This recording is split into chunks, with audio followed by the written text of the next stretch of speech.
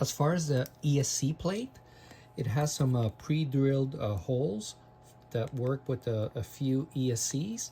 In my case, I am using the YGE 205, and as you can see, these holes here work very well with the tabs on the YGE ESC. It's a perfect fit. If I remember correctly, the outer holes here that I am not using is slightly longer holes will work with the Kontronik Cosmic ESCs perfectly. I do not know about the Scorpion Tribunus or the Hobbywing ESC. I don't know if these will be an exact fit. Maybe someone can comment on that. I decided to use orange washers for the tail assembly, and I think it looks pretty good, very pretty. For mounting the servos, I 3D printed these spacers. This is what they look like in a close-up. So basically, these spacers just prevent the servos from shifting laterally without having to torque the screws too tightly.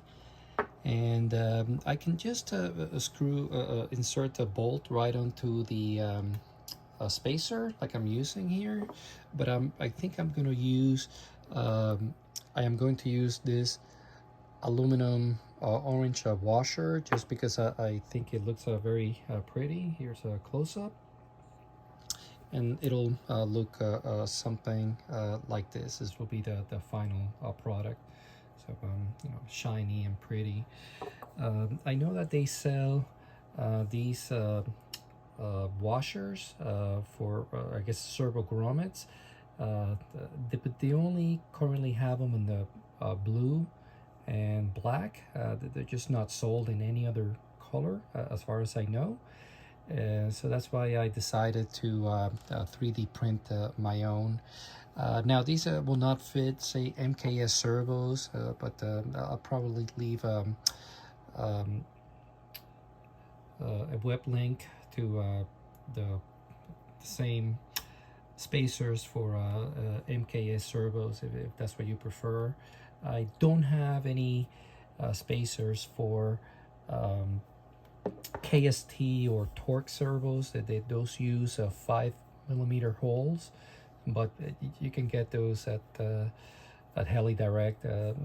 The metal ones are a little more expensive, of course, than the 3D printed ones, but they work just fine. As far as the battery tray installation, the slider itself is a flexible plastic. It feels very slippery.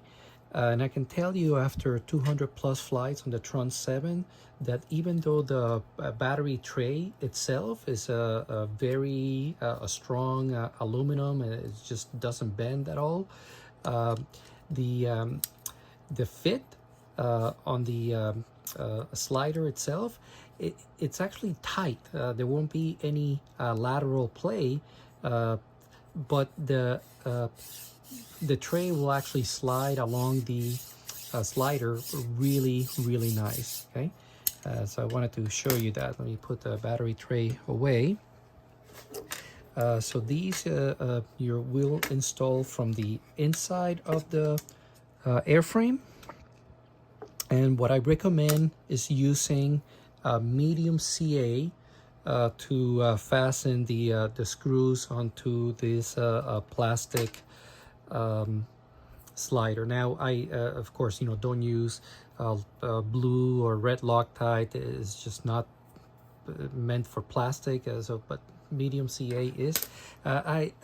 Thin CA is a little trickier to work on for this purpose. I feel like a medium CA tends to work much easier and less messy, and the end result will be let's see, this is the inside of the frame. The slider it fits really nicely, and this is from the what it looks like from the outside. I use these washers. Just, I think it makes it look a little prettier. Anyway, I'm very happy with it. I start out by tacking the battery rail to the airframe, just using the two outer screws. All right, and this is mainly to make it a little bit easier for me to actually fasten these other screws more permanently. So I will start out by instilling a drop of this CA glue onto this the tip of the toothpick, and you don't need much, okay? And then I'm gonna carefully place it in one of the holes here, okay? And then at this point, I'm just going to fasten this screw, and basically there's no mess whatsoever.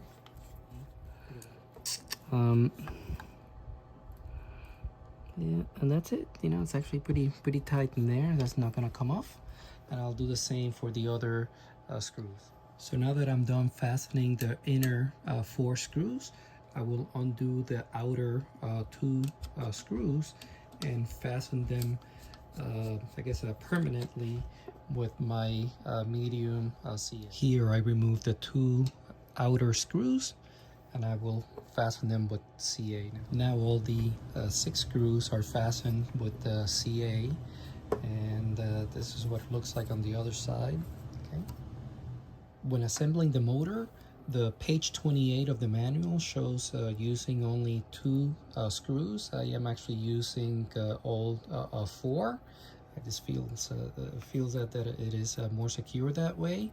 The pinion itself, there's only one single set screw that holds the pinion onto the motor shaft. So make sure that you have the proper flat spot on the motor shaft. And this actually works really well. Over 250 flights, and it's never given me any trouble. I am using a 15 tooth pinion as opposed to the stock pinion that is 16. And that's because I have a 480 kb motor, and I'm using a 14S a power system, and this 15 tooth pinion works better for me. The really cool feature about this design is that there is this nut that screws right onto the pinion itself. So what happens is that the pinion rests right against the inner race of the pinion support bearing, and that makes it so that there is no way that the pinion will be uncoupled from the inner race of the bearing and damage either the pinion or the inner race of the bearing.